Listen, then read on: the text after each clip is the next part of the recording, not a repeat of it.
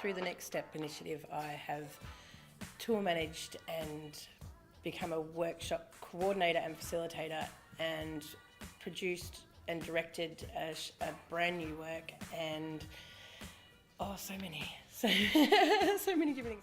I began as an actor, and under the Next Step program through Yirra Yaakin, I've been able to work up towards different things. I started doing workshop facilitating on tours that we were doing.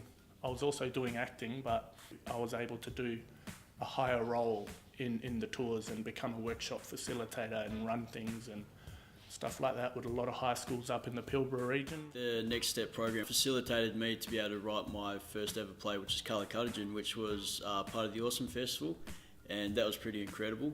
But also we've had programs like Culture 2.0 where we've travelled around to different regional schools. We've workshopped through a form of forum theatre ways to find responses that really helped inspire our writing. I've learned so much from that. It's been incredible. It's really helped me grow as a writer as well. So I learned some techniques, filled up my toolbox of writing.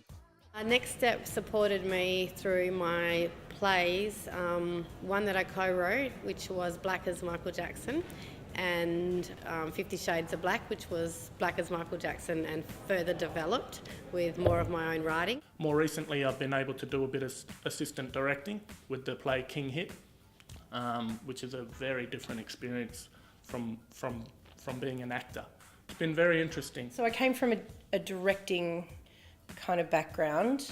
The program's really given me the push to pursue that, but also pursue it in the sense of I now believe, thanks to the Next Step program, that I can produce, direct and tour my own shows. They supported me as a writer, and also, to be independent through my own film company that I started with Delaray Morrison and Monica Main.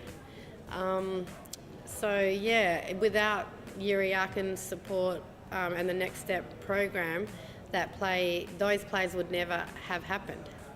The most special memory I have is those workshops that we did for the Culture 2.0 project, and without the Next Step program, I don't think I would have been able to facilitate those programs. Gallery was a huge highlight of things I've done, because with about 60 to 80 performers and an 800 strong audience, I never thought I'd be able to manage an event that big and that wonderful.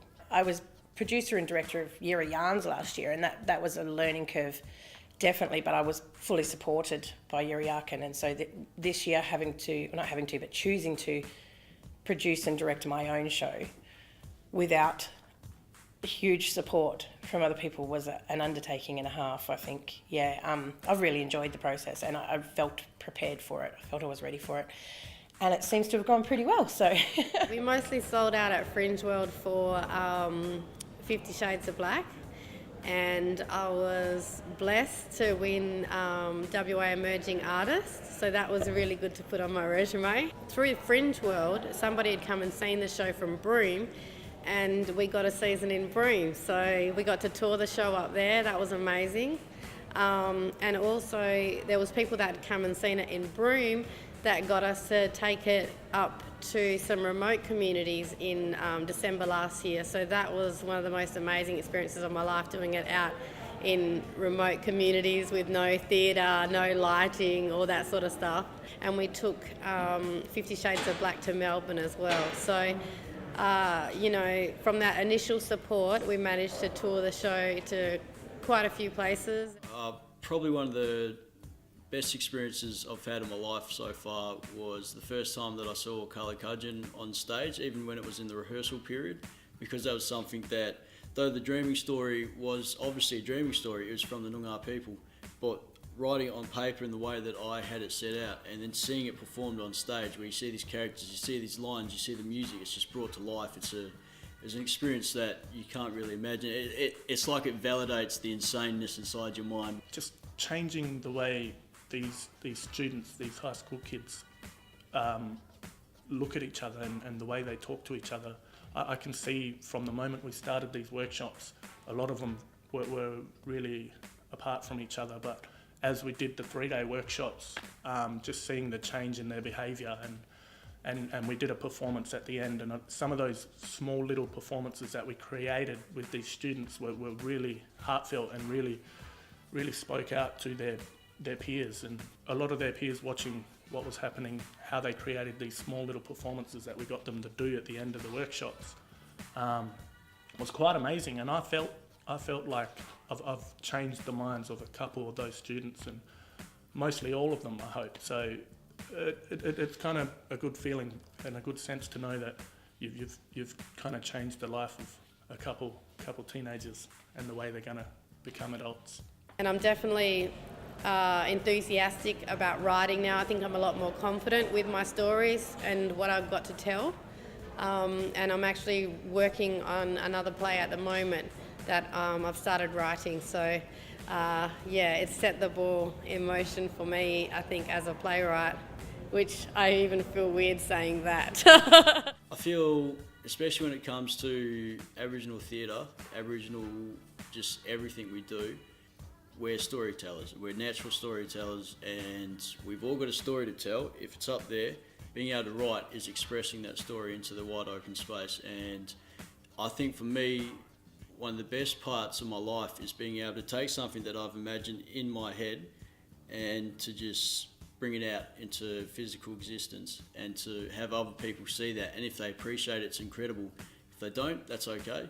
But it's as long as they still learn from it, or they still experience something. It's that kind of journey. I like taking people on journeys, because it's like you got society, and then if you add a little bit of dreaming into that, then it doesn't become so mundane, and that's why I love writing.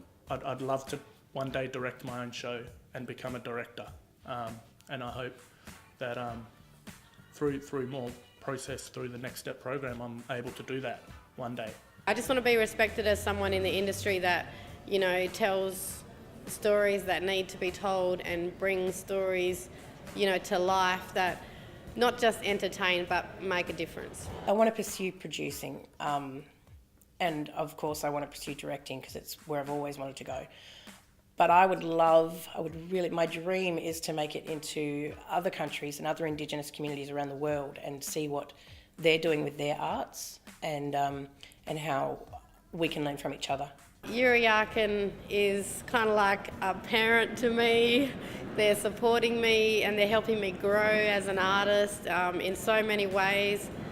For someone like me, and there's so many of us, we have so many different stories, and to give me that confidence boost to go, hey, you can be a writer and we're going to support you and we believe in you, that's just something that, you know, can't be bought. And I think time will tell just how much that support is going to show people out there, because I don't intend to stop working and developing my craft, and I feel like I have all the support in the world. So I really thank Yirra Yaakin from the bottom of my heart for that.